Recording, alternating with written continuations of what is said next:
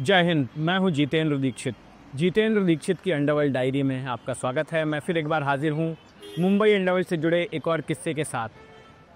इस बार किस्सा दाऊद इब्राहिम का नहीं है, बल्कि दाऊद इब्राहिम के पिता का है।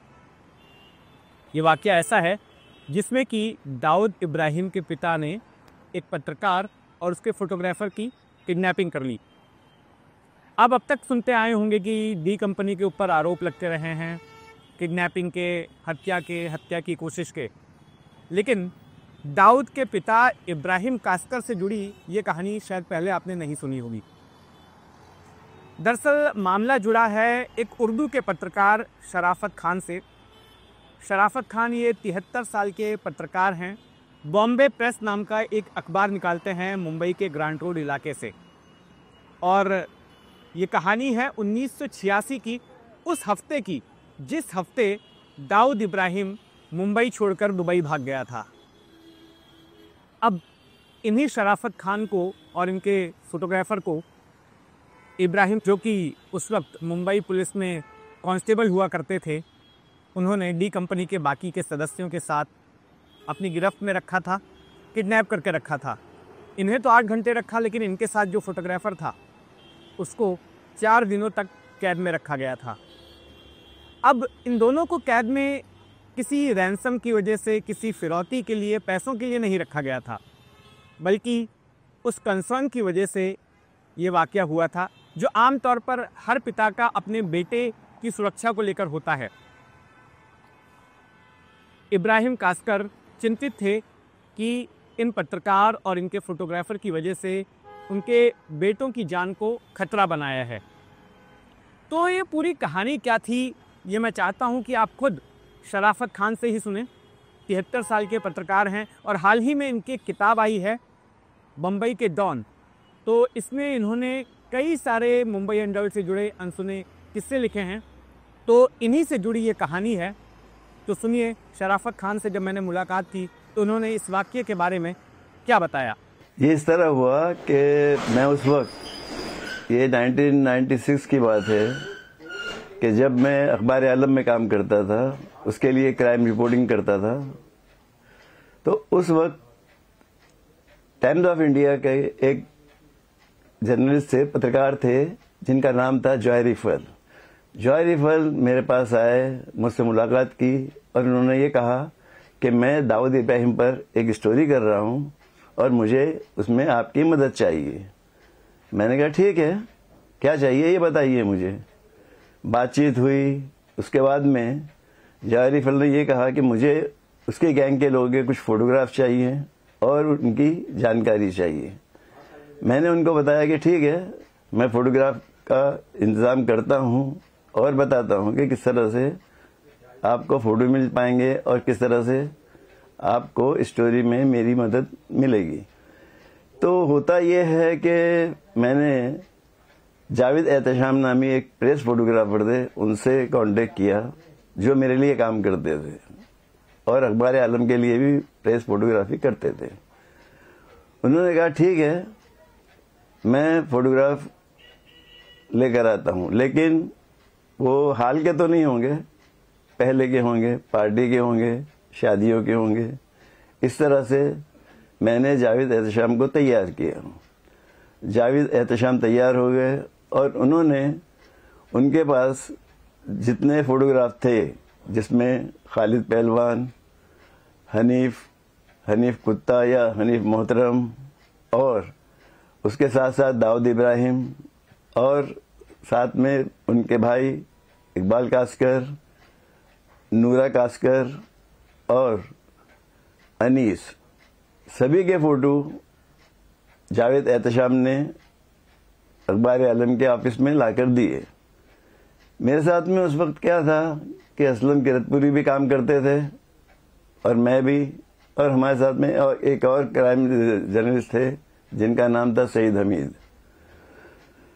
तो इस तरह से जॉय रिफल, जो मैगजीन में काम करते थे, वो टाइम्स ऑफ इंडिया का था और नाम था ऑन लुकर। मेरे ख्याल में उस वक्त ये बात थी कि शायद ये तो नागपाड़ा के लोग हैं, नागपाड़ा का गैंग है, डी कंपनी नागपाड़ा में ही पैदा हुई थी और नागपाड़ा से पली बड़ी।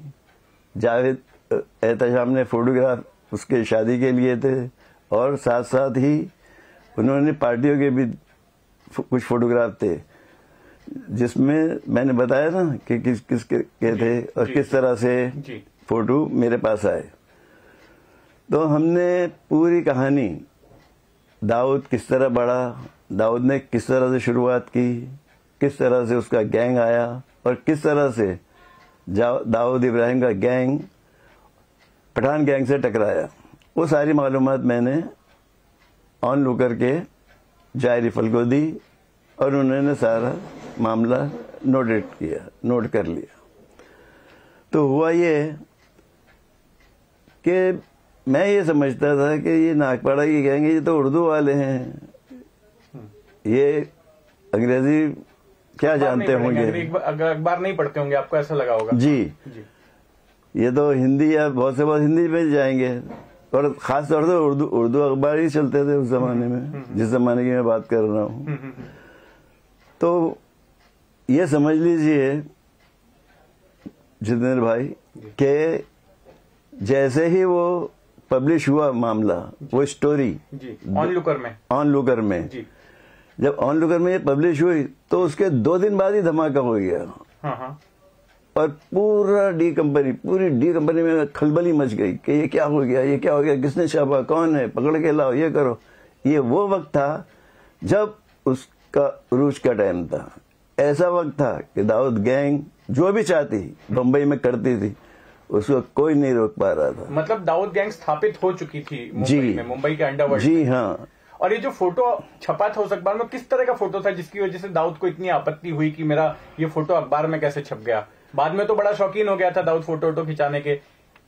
हाँ, हुआ ये कि वो फोटो की आपत्ति ये थी कि जिन लोगों के नाम नहीं थे, जिसको लोग नहीं जानते थे, जिनको पुलिस नहीं जानती थी या जिनको उनके विरोधी गैंग नहीं जानते थे, उनके मुखालिफ गैंग नहीं जानते थे, उनके सामने ये फोटो आ गए। जैसे कि खालिद पहलवान थे, हनीफ कुत्ता था, अनीस इब्राहिम था, इकबाल कास्कर था,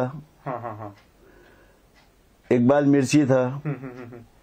तो ये वो लोग थे जिनके फोटो उस वक्त तक आए नहीं थे। अच्छा, ये लोग इतना तभी जो है इनफेमस नहीं हुए थे, इतना चर्चित नहीं हुए। दाऊद चर्चित हो गया था, लेकिन ये बाकी के लोग नहीं थे और इनकी भी तस्वीर ओपनली आ गई थी और इस बात पर दाऊद को ऐतराज था। बिल्कुल, और इतना कड़ा ऐतराज कि पूछिए मत।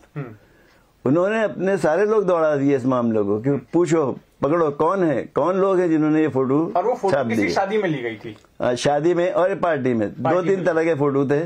जिसमें शादी भी थी, जिसमें पार्टियां भी थी। तो ये फोटो आने के बाद में लोगों को पता चल गया कि ये लोग हैं जो डी कंपनी के लिए काम करते हैं। तो मामला इतना बड़ा कि उन्होंने ये पता लगा लिया फौरन ही कि ये एक उर्दू अखबार आलम के लोगों ने इस अंग्रेजी अखबार में पब्लिश करवाया है, छपवाया है। तीसरे दिन डी कंपनी के कई लोग अखबार आलम के दफ्तर में आ धमके और डराने धमकाने के लगे कि चलो तुमको दाऊद भाई ने बुलाया है। बल्कि दाऊद भाई भी नहीं कहा, भाई ने बुलाया है। क्योंकि भाई के लफ्ज आ चुका था, दादा लोग भाई पे कहलाने लगे थे। तब हमारे एडिटर खलील जाहिद थे, वो भी डर गए, घबरा गए कि ये क्या हुआ।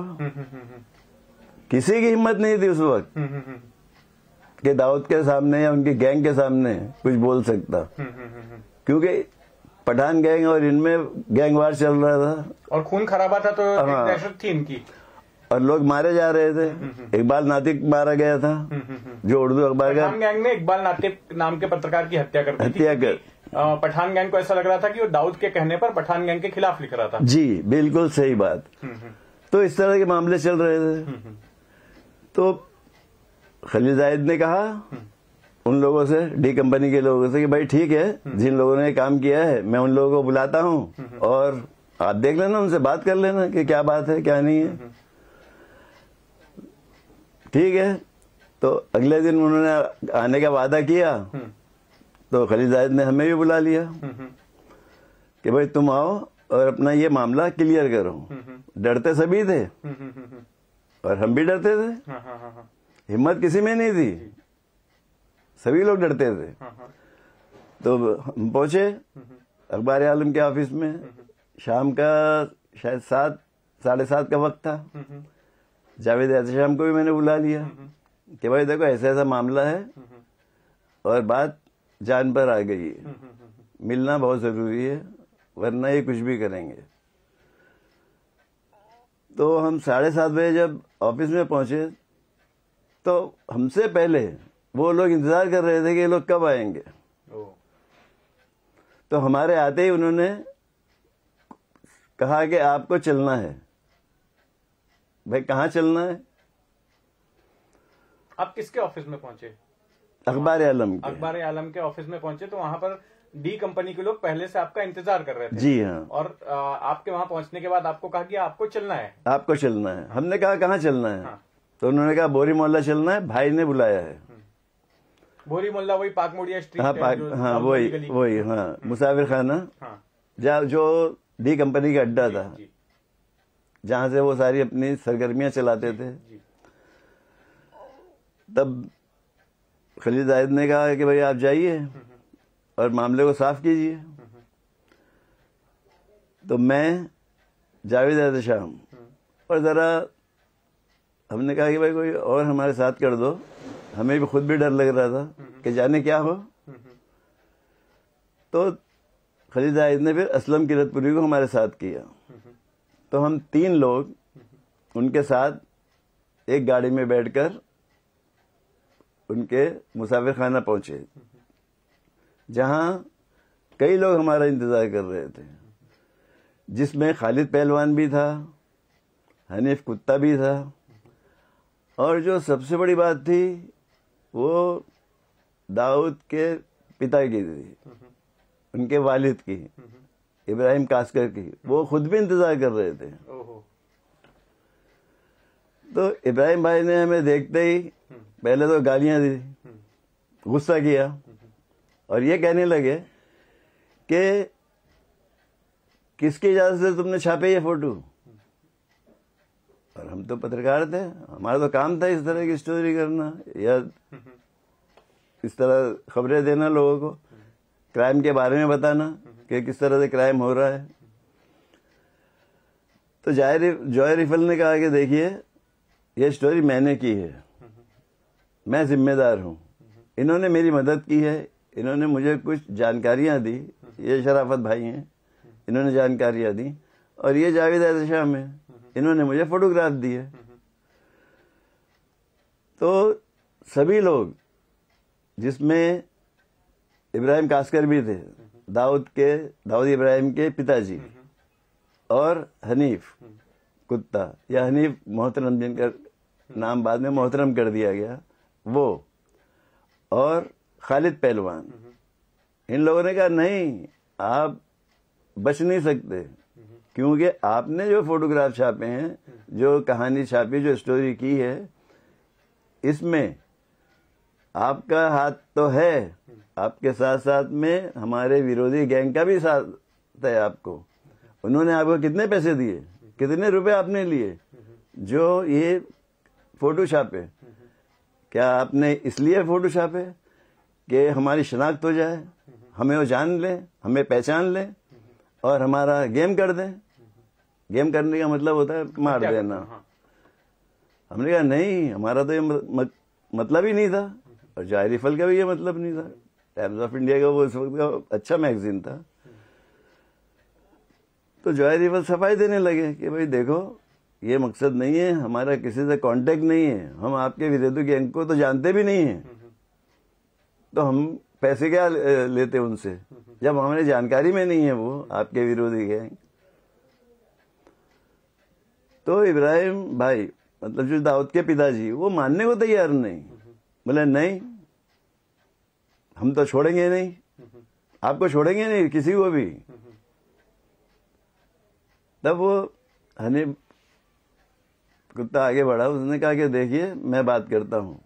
वो अच्छी अंग्रेजी जानता था, अच्छी इंग्लिश बोलता था। वो जॉय रिफल से उसने कुछ बातें की अंग्रेजी में, पूछा कि भाई मामला क्या है बताओ। तो जारिफल ने साफ साफ कहा कि भैया मैं तो एक पत्रकार हूं और उसी के नाते मैंने एक स्टोरी की है, आप हमें पकड़ के यहाँ ले आए, अब आप हमारे साथ जो भी सुलूक करें, लेकिन असलियत ये है कि ना हमने किसी से पैसे लिए हैं, ना किसी ने हमसे कहा है कि ये आप खबर छापिए, ना इसके लिए किसी का दबाव था हम पर। ये सारी बातें क्लियर कर दी। तो हनीफ जरा थोड़े से ठंडे हुए, तो खालिद पहलवान भड़क गए कि नहीं, अगर तुम्हारी बात नहीं तो जावेद एहतशाम ने तुमको फोटोग्राफ कैसे दिए? अगर इनको हम अपनी पार्टी में ना बुलाते या शादियों में हम ना इनको कहते कि भाई तुम हमारे फोटो के लिए फोटो सेशन करो और फीस लो अपनी, हमने तो इनको फीस देके अपना काम करवाया, इनको पैसे दिए हर फंक्शन के, जो भी फंक्शन इन्होंने कवर किया है। तो इनका काम ये था कि वो फोटो हमको देते, ना कि तुमको क्यों दिए? किस तरह से मुतमईन करे, किस तरह से उनको समझाए? तो ये समझ लीजिए भाई कि वो जान पर बनी थी, हर कोई मारने पर ही तुला था, छोड़ने की तो बात ही कोई नहीं कर रहा था।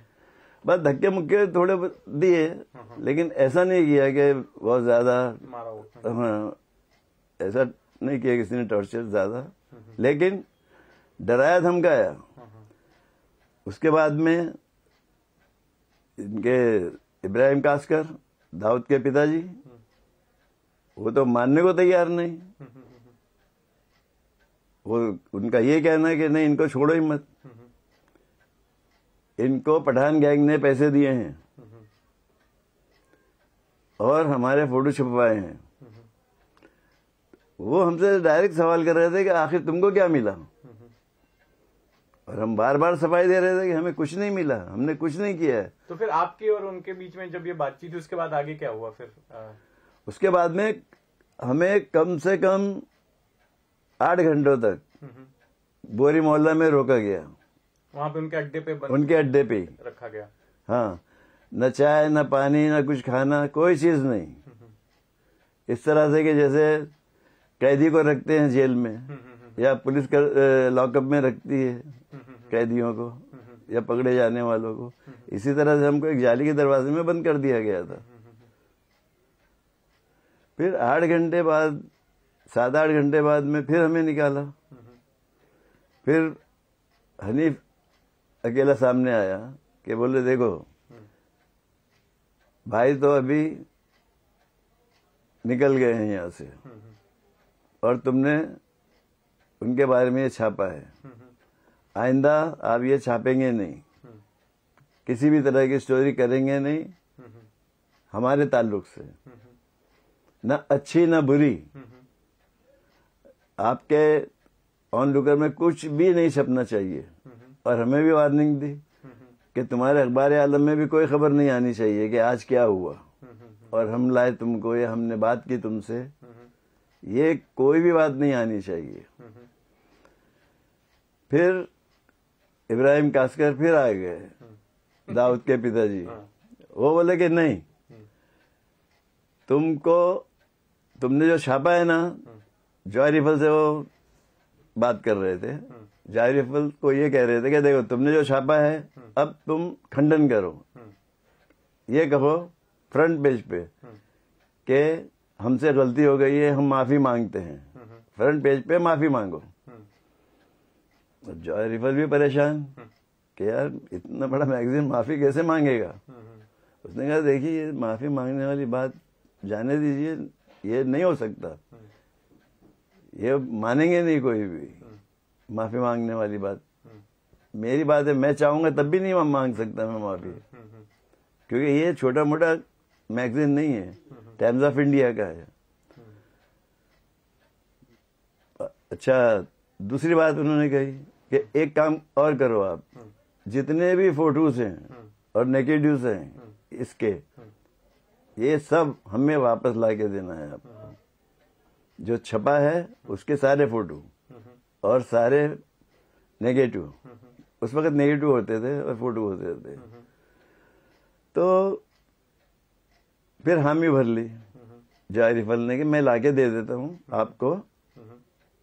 आपको लाने के बाद में आप इस मामले को खत्म समझना। तब जाके और उसने कहा कि मुझे 2 दिन का वक्त दीजिए, मुझे 2 दिन दीजिए, मैं वो फोटोग्राफ लाके आपको दे दूंगा, नेगेटिव भी आपको लाके दे दूंगा, और इनको भी आप छोड़ दीजिए, इनका कोई कसूर नहीं है, इन्होंने तो सिर्फ मुझे कोऑपरेट किया, मेरी मदद की एक स्टोरी करने में, जो कि करते हैं एक दूसरे के लिए, सारे पत्रकार करते हैं। तब भी उन्होंने हम तीनों को छोड़ दिया, मुझे, असलम किरतपुरी को और जॉय रिफल को, और जावेद एहतशाम को कहा कि तुम रुकना है, अभी तुमको भी हम छोड़ेंगे नहीं, तुमसे बात करेंगे। उसके बाद 2 दिन के बाद में जॉय रिफल ने वो फोटो लाके दिए, वो नेगेटिव लाके दिए, सारी चीजें लाके दी, और उनके हवाले की, उनके बुरी मोहल्ला जाकर उन्हें बताया कि भाई तो ये है सारी चीजें, अब दोबारा हम नहीं छापेंगे स्टोरी, ये कहानी। और फिर जावेद एहतशाम को छोड़ा नहीं उन्होंने, 4 दिन तक उसको मुसाफिर खाने में कैद रखा, और उसकी जो दादी थी वो मेरे घर पर आई, वो मुझे जानती थी, बाजू की बिल्डिंग में हमारे रहता था जावेद एहतशाम, लतीफ बिल्डिंग में और मैं दीनानाथ बिल्डिंग में। तो वो आके रोती थी, बूढ़ी औरत थी दादी, कहती थी मेरे बेटे को तुमने मरवा दिया, तुम क्या करोगे पता नहीं, शराफत खान तुमने क्यों फंसा दिया मेरे बेटे को। हालांकि गलती की कोई बात नहीं थी, फोटो छपने थे, लेकिन हम नहीं जानते थे कि इतनी सी बात पर डी कंपनी में इतना वबाल आ जाएगा और इतना बड़ा मामला हो जाएगा। फिर 4 दिन के बाद उसको छोड़ा। 4 दिन के बाद में फिर जावेद एहतशाम को छोड़ा, वो बेचारा सूख के ऐसा कांटा जैसा हो गया था 4 दिन में। इसके बाद आपने किसी घटना की क्या कोई पुलिस में शिकायत की, या फिर मामला उधर ही खत्म हो गया? नहीं, मामला खत्म हो गया। उस वक्त में मैं कह रहा हूँ डी कंपनी का इतना उरूज था कि उनके खिलाफ एक कदम भी, एक स्टेप भी उठाना बहुत मुश्किल था। क्या बाद में दाऊद से आपकी जब मुलाकात हुई तो इस वाकये का जिक्र हुआ इस सिलसिले में? बस दाऊद तो निकल गया था ना, उसी दौरान निकला है वो, उसने दुबई ये 1986 की बात है। हाँ, 1986 की बात है ये। अखबार आलम में मैं काम करता था जी। तो दाऊद उसी वक्त, मतलब उसी हफ्ते में शायद वो निकल गया और हमें पता चल गया था कि दाऊद इब्राहिम ने मुंबई छोड़ दी है। उसके बाद में भी कई ऐसी बातें हुई, जैसे कि अभी उसकी माँ का इंतकाल हुआ था, आमना बी का, दाऊद की माँ का। तो भी हमें पहले वार्निंग आ गई थी कि आप उस ताल्लुक से कुछ नहीं छापेंगे, उनकी मौत की खबर भी आप अपने अखबार में नहीं छाप सकते। तो इस कदर दुश्मनी हो गई थी अखबार आलम से या हमसे, दाऊद इब्राहिम की। तो दर्शकों, ये थी इस हफ्ते की कहानी। मुझे उम्मीद है कि ये कहानी आपको पसंद आई होगी। इस जैसे मुंबई अंडरवर्ल्ड से जुड़े तमाम किस्से कहानियों के लिए जुड़े रहें एनडीटीवी के साथ, और हर हफ्ते शुक्रवार के दिन देखिए मेरा एक खास शो जितेंद्र दीक्षित की अंडरवर्ल्ड डायरी। और हाँ, शराफत खान की ये किताब मुंबई के अंडरवर्ल्ड डॉन, इसे ज़रूर पढ़िए, इसमें आपको इस जैसे ढेरों किस्से मिल जाएंगे। धन्यवाद।